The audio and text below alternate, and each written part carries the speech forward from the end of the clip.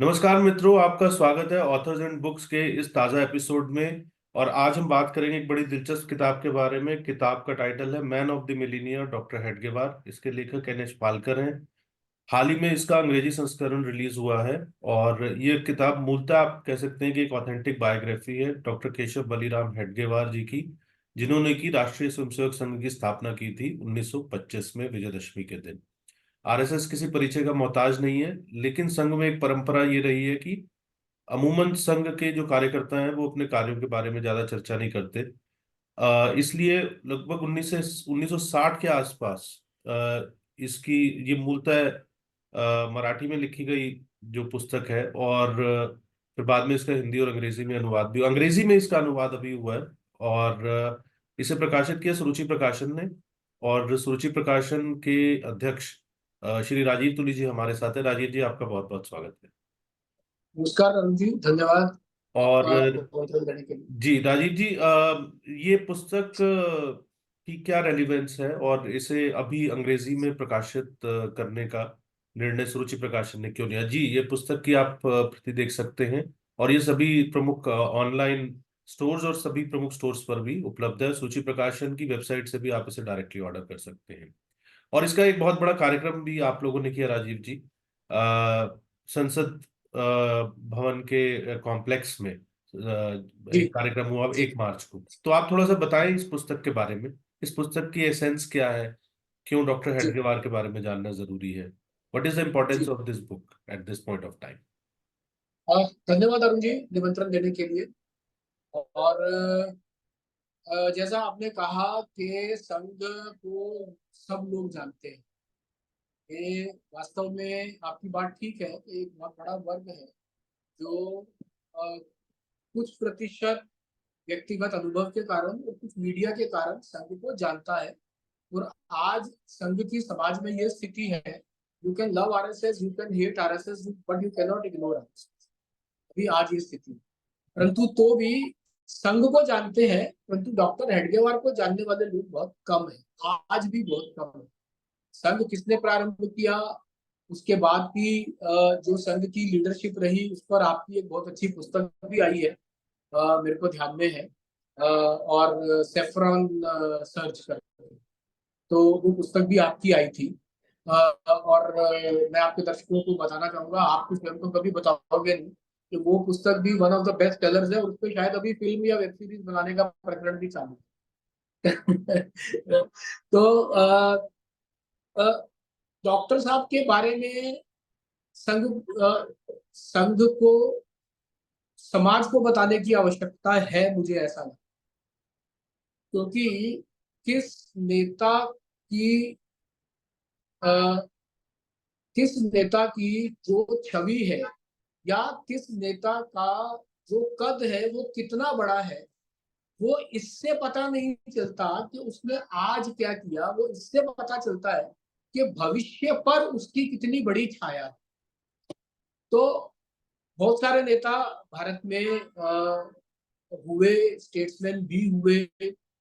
अ, आप विचार आधारित, यदि आइडियोलॉजी बेस्ड अगर संगठनों की बात करेंगे तो कांग्रेस एक आइडियोलॉजी है, लेफ्ट एक आइडियोलॉजी है, संघ एक विचार है, संघ एक और आइडियोलॉजी है। तो जिन लोगों ने कांग्रेस शुरू की, या जो कांग्रेस के कंटेम्प्रेरी डॉक्टर साहब के नेता रहे, उनकी आज क्या रेलेवेंस है, लेफ्ट की पिछले 100 साल में क्या रेलेवेंस रही, 1921 1925, दोनों में से कोई एक वर्ष भी अगर आप पकड़ लो जिसमें लेफ्ट भारत में प्रारंभ हुआ, लेफ्ट की विचारधारा का भारत में पदार्पण हुआ, और 1925 में ही संघ शुरू हुआ। तो 1925 में लेफ्ट प्रारंभ, सीपीआई की स्थापना हुई, बाद में सीपीएम बनी, वो सब टुकड़े हुए। 1925 में संघ बना, संघ बीज रूप में हुआ। संघ संघ ही है, परंतु संघ की विचारधारा का समर्थन करने वाले, या संघ के जो स्वयंसेवक थे, उन्होंने जो संगठन प्रारंभ किए, उन संगठनों की देश की विचारधारा पे आज कितना इफेक्ट है, और वो इफेक्ट क्यों है, ये सब समझने समझाने के लिए यदि कोई एक नाम या एक तत्व आपको समझना है, तो वो डॉक्टर साहब को समझना है। तो यही इस पुस्तक की आज रेलेवेंस है। कि आज संघ का जो वट वृक्ष, जो एक बीज था, वो इतना बड़ा वट वृक्ष बन गया, और उस विचारधारा से प्रेरित होकर के जीवन का कोई क्षेत्र ऐसा नहीं बचा जिसमें कोई संघ का के स्वयंसेवकों का संगठन काम ना कर रहा हो। आज आप सेवा के क्षेत्र में देखो तो सबसे बड़ा राष्ट्रीय सेवा भारती मजदूर संगठन देखना हो आपको, तो सबसे बड़ा मजदूर संगठन जो है वो भारतीय मजदूर संघ, संघ की विचारधारा से संबंधित। किसान संगठन देखना हो, भारतीय किसान संघ, संघ की विचारधारा से प्रेरित होकर के स्वयंसेवकों के द्वारा शुरू किया हुआ संगठन। विद्या के क्षेत्र में देखना हो, विद्या भारती संघ के विचारधारा से प्रेरित होकर के लोगों के द्वारा शुरू किया गया संगठन। आपको चिकित्सा के क्षेत्र में देखना हो, विद्यार्थी क्षेत्र में देखना हो, वनवासी क्षेत्र में देखना, आप मानव जीवन का कोई पक्ष उठा करके देख लीजिए, उसमें आज कोई सबसे बड़ा संगठन काम कर रहा है तो वो राष्ट्रीय स्वयंसेवक संघ की विचारधारा से संबंधित संगठन है, और उसके बीच में संघ का विचार है जो डॉक्टर साहब का जीवन है। संघ के जो द्वितीय सरसंघ चालक हुए परम पूजनीय श्री गुरु गोलवलकर जी, उनका कहना था कि संघ में व्यक्ति पूजा निषेध है, संघ में व्यक्ति पूजा करना पाप माना जाता है, परंतु डॉक्टर साहब की पूजा करने से व्यक्ति पूजा का दोष नहीं लगता, क्योंकि डॉक्टर साहब संघ का तत्व है।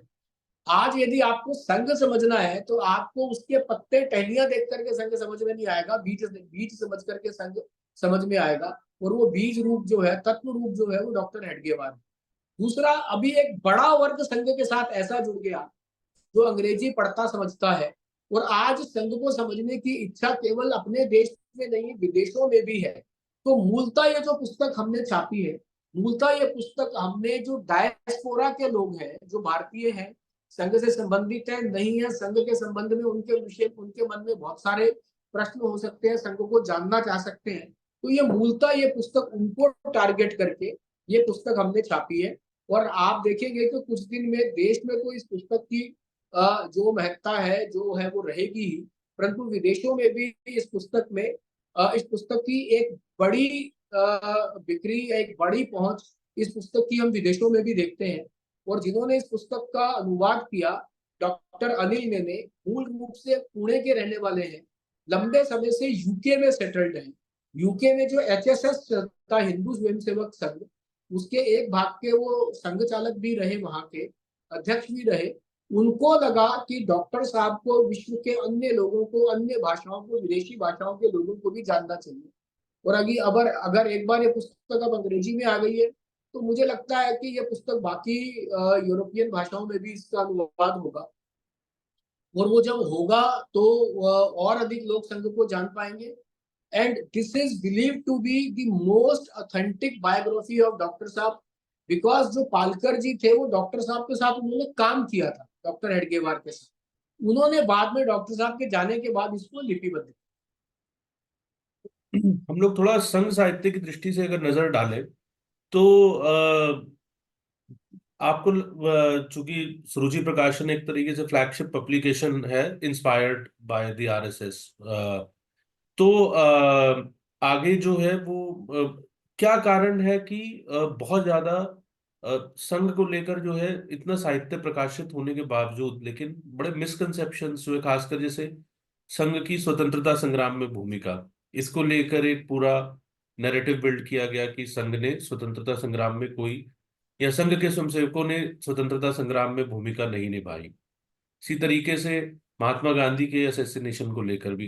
लेकिन अगर हम अभी इस पुस्तक के 1925 से 1940 के कालखंड की अगर हम बात करें, जिस दौरान डॉक्टर हेडगेवार जो थे उन्होंने सरसंघ चालक के तौर पर जो है संघ की स्थापना भी की और संघ के तरीके से नींव भी रखी, जो जिस जैसा आपने कहा कि संघ का तत्व जो है वो एक तरीके से निरूपित हुआ।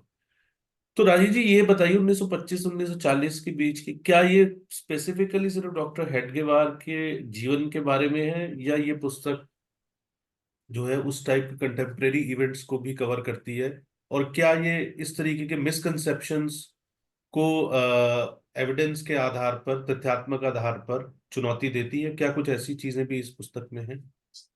नहीं, बिल्कुल है। आपने एक बहुत बढ़िया प्रश्न, बिल्कुल एक सामयिक प्रश्न उठाया है। देखिए, दो तरह के लोग हैं। एक जो संघ को जानते हैं और जानना चाहते हैं, दूसरा, जो जानते हुए भी अपनी प्री कंसीव्ड नोशन को तोड़ना नहीं चाहते। और आप आप घोड़े को पानी के पास लेकर के जा सकते हो, जबरदस्ती पानी नहीं पिला सकते। तो जो लोग पब्लिक पोस्चरिंग करते हैं संघ के बारे में, संघ को बुरा बताते हैं, उनके साथ भी जब व्यक्तिगत बैठते हैं, उनसे व्यक्तिगत बात करते हैं, तो वो कहते हैं साहब हम संघ को जानते हैं और अच्छे से जानते हैं। और उसमें से बहुत सारे लोग कहते हैं कि संघ से हमें बहुत आशा है, बहुत अपेक्षा है, संघ ही देश को ठीक कर सकता है, ऐसा भी कहते हैं। परंतु अपने वेस्टेड इंटरेस्ट और जनरली पॉलिटिकल इंटरेस्ट के कारण से वो संघ का कहीं ना कहीं सार्वजनिक रूप से विरोध करते हैं, संघ का अपना दुश्मन बताते हैं। परंतु संघ, जो उस दिन जो कुछ लोग उस कार्यक्रम में जिसमें पुस्तक विमोचन हुआ उसमें आए होंगे, उसमें संघ के सर कार्यवाह, जो संघ के ज्वाइंट सेक्रेटरी है, जो संघ के सीईओ मानते हैं, जो general day to day secretary. Activities, general secretary. हाँ जनरल हाँ सेक्रेटरी, सॉरी, जी जी। संघ के जो जनरल सेक्रेटरी हैं वो उस कार्यक्रम में थे। तो उन्होंने एक बहुत अच्छी बात उस कार्यक्रम में कही कि संघ जो है, that is not an organization within the society, this is an organization of the society. तो पूरी सोसाइटी को ऑर्गेनाइज करने का काम संघ ने अपने जिम्मे लिया है। इसलिए जो लोग आज हमारे को अपना विरोधी भी कहते हैं, हम उनको अपना विरोधी नहीं मानते। हम केवल इतना ही मानते हैं कि हम उन तक पहुंचे नहीं है, हम उनको अपने बारे में ठीक से बता नहीं पाए हैं। जिस दिन हम उनको ठीक से बता देंगे, जिस दिन हम उन तक पहुंच जाएंगे, वो भी ठीक हो जाएंगे। वो भी हमारी बात जो है वो और बहुत सारे विषयों पर बहुत सारे लोग जो पब्लिक पोस्चरिंग हमारे खिलाफ भी करते हैं, वो बहुत सारे विषयों पर हमारे साथ आते हैं। जैसे पर्यावरण का एक काम है जो संघ ने प्रारंभ किया, उसमें सब प्रकार के लोग साथ में आ रहे हैं क्योंकि विषय ऐसा है, उसमें तो किसी को भी कोई परहेज नहीं हो सकता।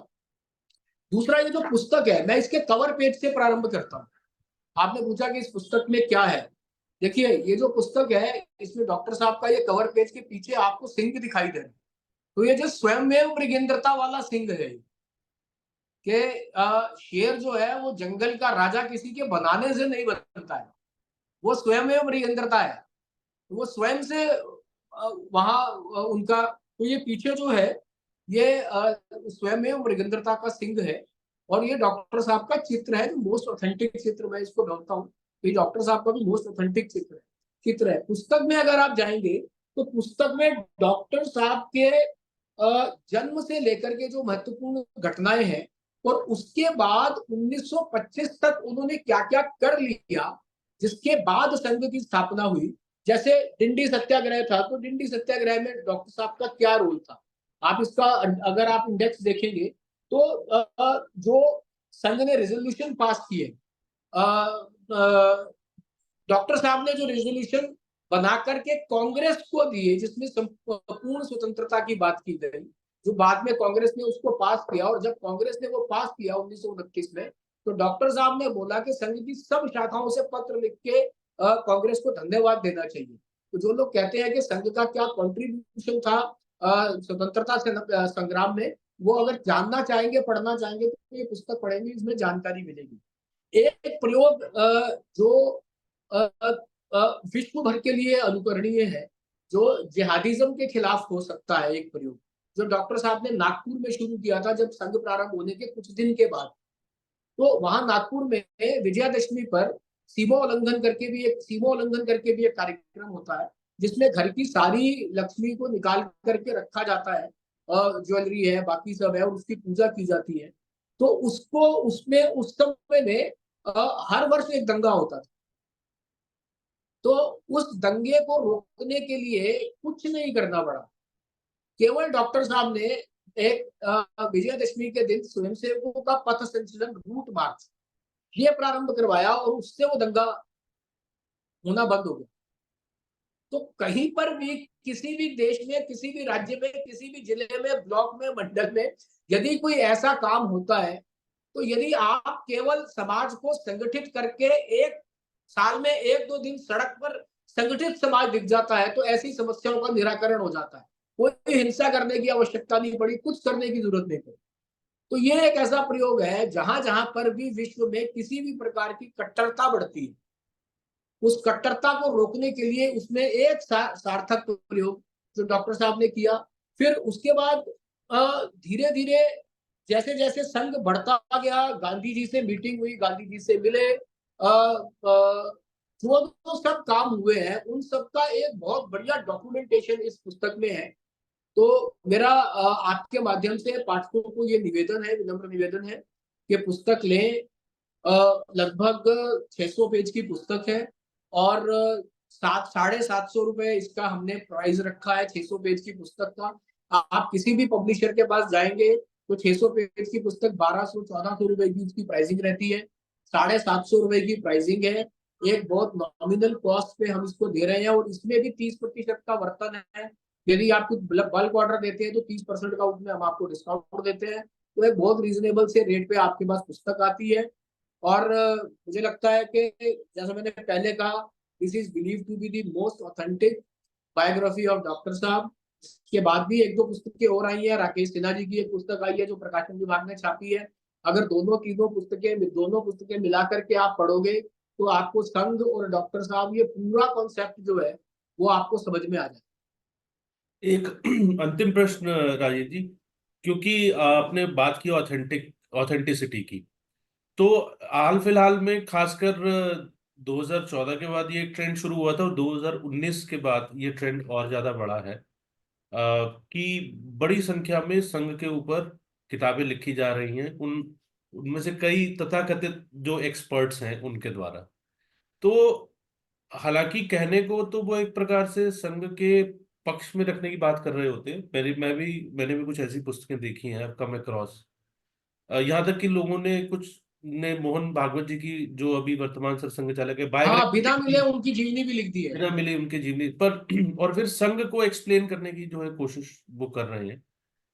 तो विद राइडर मैं ये आपसे सवाल पूछना चाहता हूँ, ये बात तो ठीक है जो समय समय पर संघ के अधिकारी मैंने सुना कहते हैं कि संघ को समझना है तो पुस्तकों से नहीं समझा जा सकता, संघ में आकर ही संघ को वास्तविक रूप से समझा जा सकता है। बट फिर भी for the sake of argument, how do you suggest that readers, because readers are vulnerable, कोई भी मार्केट में पुश करता है किताब को तो वो संघ की ऑथेंटिक किताब समझ के उसको जो है वो उठा लेते हैं, या संघ के विषय में ऑथेंटिक जानकारी देने वाली।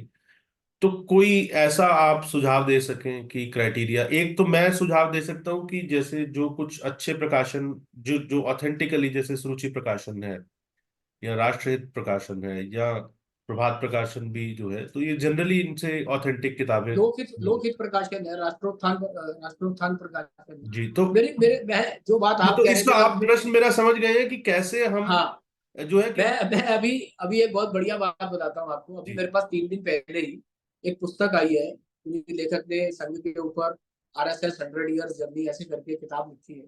जब मैंने वो पुस्तक पढ़नी शुरू की है तो मेरे को पुस्तक देख करके ये समझ में आया है कि पुस्तक लिखना मतलब 200-250 पेज की पुस्तक लिखना बहुत कठिन नहीं है। आप गूगल करके ही लिख सकते हो। मतलब आपको एक बेसिक कंसेप्ट, आप एक बेसिक पुस्तक का एक डिजाइन बना लो, आप वो बेसिक सिनॉप्सिस बना लो और उसमें फिर आप वो फिल करके आप उसको आप गूगल करके ही सारी पुस्तक में कहीं किसी एक पुस्तक का रेफरेंस नहीं है।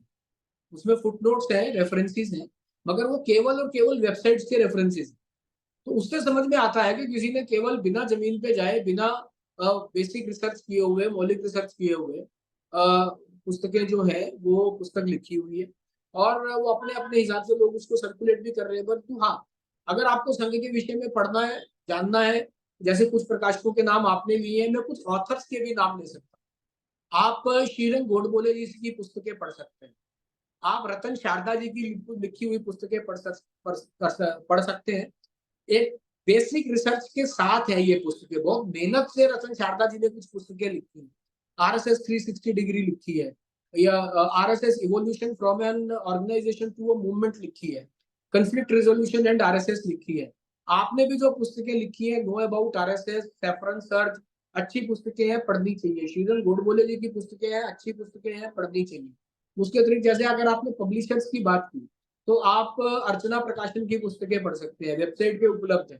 सुरुचि की पढ़ ही सकते हैं। सुरुचि ने लगभग 600 टाइटल्स जो अपने छापे हुए हैं वो हमने अपनी वेबसाइट पर फ्री उपलब्ध करवाए हुए हैं। आप उनकी पीडीएफ डाउनलोड कर लीजिए, पढ़ लीजिए, खरीदने की भी आवश्यकता नहीं है। हम नहीं कहते आप पुस्तक खरीदिए, आपको ऑथेंटिक जानकारी चाहिए, आप सुरुचि की वेबसाइट पे जाइए, वहां पे 600 पुस्तकें पढ़ी है, आप उसको डाउनलोड कीजिए, डाउनलोड करके आप पुस्तकें पढ़िए फ्री में। लोकहित प्रकाशन का मैंने नाम दे दिया, अर्चना का दे दिया, प्रभात प्रकाशन ने कुछ अच्छी पुस्तकें संघ के विषय में, जैसे संघ और स्वराज, ये प्रभात प्रकाशन की एक अच्छी पुस्तक है, आप ये पढ़ सकते हैं। अंग्रेजी में पढ़ना चाहते हैं तो आप कुरुक्षेत्र प्रकाशन की पुस्तकें पढ़ सकते हैं। आप अगर पढ़ना चाहते हैं तो आप राष्ट्रोत्थान परिषद और राष्ट्रोत्थान प्रकाशक की पढ़ सकते हैं। मराठी में पढ़ना चाहते हैं तो नागपुर में श्री प्रकाशन है, आप उनकी पुस्तकें पढ़ सकते हैं। आप राजस्थान में है तो ज्ञान गंगा प्रकाशन है, उनकी पुस्तकें आप पढ़ सकते हैं। ये सब वो पुस्तकें हैं जो ऑथेंटिक है, जिनका कंटेंट जो है, जो संघ को जानती है, समझते हैं और संघ को जान समझकर ये पुस्तकें लिखते हैं। तो अभी भी जैसे आप ठीक कह रहे हो कि बहुत सारी पुस्तकें, बहुत सारे लोग, बहुत सारे लेखक, बहुत सारे प्रकाशक, उनको लगता है कि संघ पे पुस्तक लिखना जो है वो इन थिंग है, तो वो पुस्तकें बन भी रही है, छप भी रही है और कहीं ना कहीं वो बिक भी रही है। परंतु उससे फिर आपने जो बात की वो संघ में बात जनरली कही जाती है। और दत्ता जी ने माननीय दत्तात्रेय होसाबले जी ने अपने अपने बीज वक्तव्य में भी ये बात उस दिन अपने पुस्तक विमोचन के कार्यक्रम में कही थी कि ये पुस्तक है, ठीक है, डॉक्टर साहब के बारे में पुस्तक है, आप उनके बारे में जानना चाहते हैं, आप पुस्तक से जान सकते हैं। परंतु संघ को जानना है तो संघ में आना पड़ेगा, संघ में आइए, आप नजदीक से देखिए, संघ आपको समझ में आए तो संघ में रहिए, आने का पैसा नहीं लगता। संघ अगर आपको नहीं समझ में आए आप छोड़ के जाइए, जाने की भी पेनल्टी नहीं लगती। आप साल 2 साल 3 साल आप संघ में आइए, समझने का प्रयास कीजिए, और आपको नहीं समझ में आए आप संघ छोड़ करके वापस जाइए। परंतु बाहर से अगर आप देखेंगे तो मैं बहुत बार लोगों को कहता भी हूँ कि आप बाहर से संघ देखेंगे तो आपको कंप्यूटर जैसा दिखेगा, जिसमें एक सीपीयू रहेगा, एक स्क्रीन रहेगी, एक कीबोर्ड रहेगा, एक माउस रहेगी। अगर आप किसी को कहेंगे आप इसको एक्सप्लेन कीजिए तो वो अंदर का सॉफ्टवेयर उसका कोई एक्सप्लेन नहीं कर सकता। तो संघ का हार्डवेयर आपको पुस्तकों से पता लग जाएगा, परंतु संघ का जो सॉफ्टवेयर है वो आपको संघ की शाखा में आकर, संघ के नजदीक आकर ही पता चले। राजीव जी, आपका बहुत बहुत धन्यवाद। आपने बड़ी अच्छी बात की। मुझे लगता है कि कंप्यूटर की जब क्लासेस भी होती हैं तो पहले हार्डवेयर की से बेसिक हार्डवेयर बता दिया जाता है, और फिर उसके बाद जिसका भी ज़्यादा इंटरेस्ट होता है फिर वो थोड़ा सॉफ्टवेयर में भी रुचि लेता है, और अंततः इसी तरीके से एक होलिस्टिक अंडरस्टैंडिंग चीज़ों की होती है। तो इस हिसाब से ये पुस्तक एक अच्छी बिगिनिंग हो सकती है, क्योंकि मैं, सर राजीव जी ने कहा, मैं खुद चूंकि थोड़ा लेखन करता हूँ संघ संबंधित विषयों के ऊपर।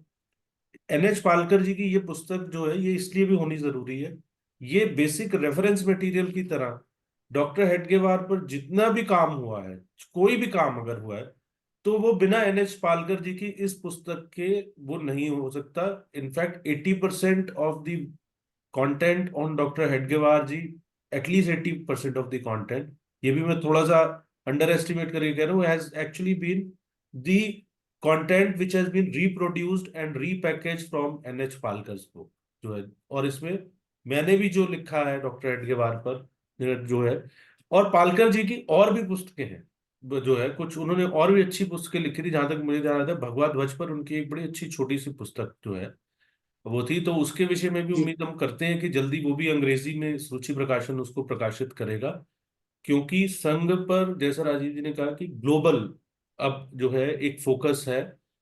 पूरी दुनिया जो है वो दुनिया की सबसे बड़े वॉलंटरी संगठन को, स्वयंसेवी संगठन को देख रही है, जिसे कि भारत में एक, आप कह सकते हैं कि राष्ट्रीय विचारों का पोस्ट इंडिपेंडेंस ईरा में एक उद्गम स्रोत माना जाता है।